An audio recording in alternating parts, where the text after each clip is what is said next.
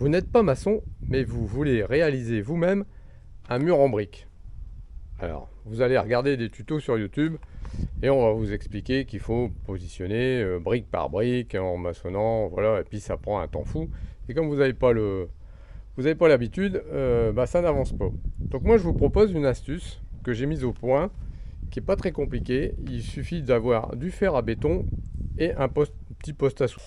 Et vous créez un cadre en fait qui correspond exactement à votre mur. C'est-à-dire que il repose sur le bord de chaque côté, sur l'épaisseur du fer à béton. Et ça va vous permettre une chose, c'est que premièrement, c'est que votre cadre, vous allez pouvoir le mettre à niveau si jamais vous avez dévié ou que votre mur n'est pas bien plat. Donc avec des petites cales, vous pouvez en fait, vous voyez, bouger, relever le mur, passer la petite cale, voilà, et à la limite le mettre à niveau si vous n'êtes pas à niveau.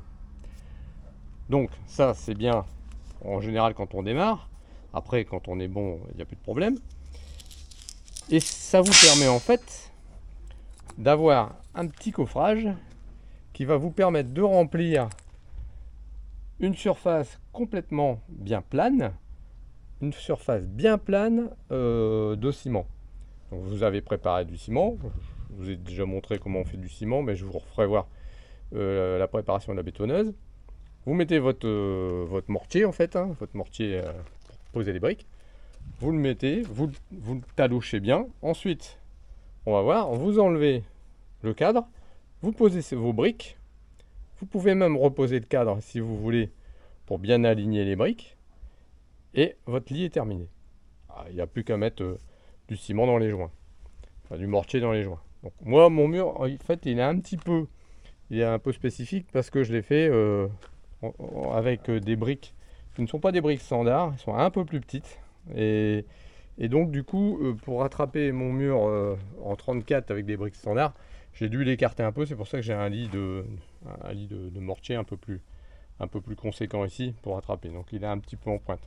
Et de ce fait, ce gabarit là, il me permet de gagner énormément de temps. Alors je vais vous montrer maintenant l'opération d'après. Positionner mon cordeau, c'est-à-dire que j'ai mis ici ma brique plus 1 cm pour avoir la hauteur. Bon, je fais tenir avec une patte de scellement sur lequel j'ai entouré mon cordeau. Voilà, et de l'autre côté, dans les vis que j'avais mis dans ma tête de mur. Voilà, donc mon cordeau est mis. Je positionne mon cadre en fer à béton de façon à ce qu'il soit exactement le long du cordeau. Deuxième opération. Troisième opération, j'utilise ma truelle et ma taloche pour réaliser une semelle parfaite pour poser mes briques.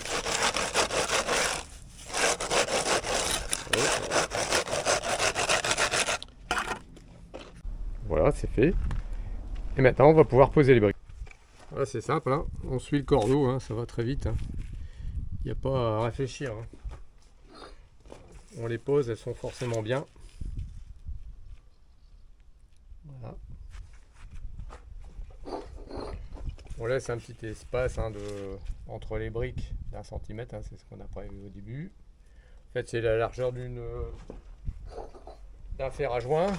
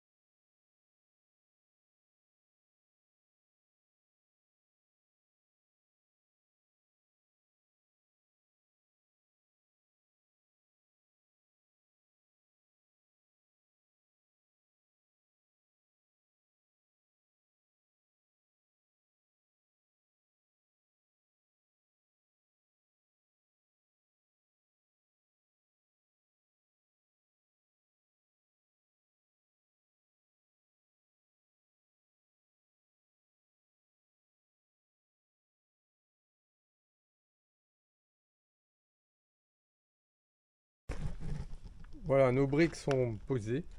Donc maintenant, on va utiliser une cale en bois, une longue cale en bois, pour les enfoncer légèrement.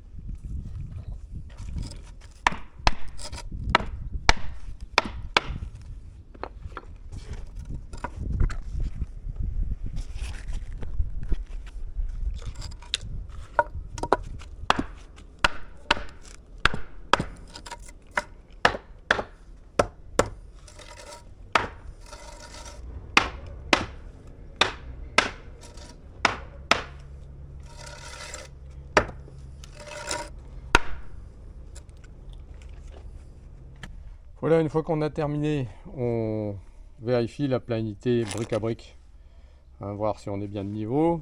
Bon, ça va très vite hein, avec le petit niveau.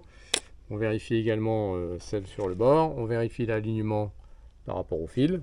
Et puis il reste une seule opération, c'est boucher à la langue de chauffe, hein, au fer à joint, les trous en faisant attention de ne pas bouger les briques. Voilà, et on a terminé notre lit.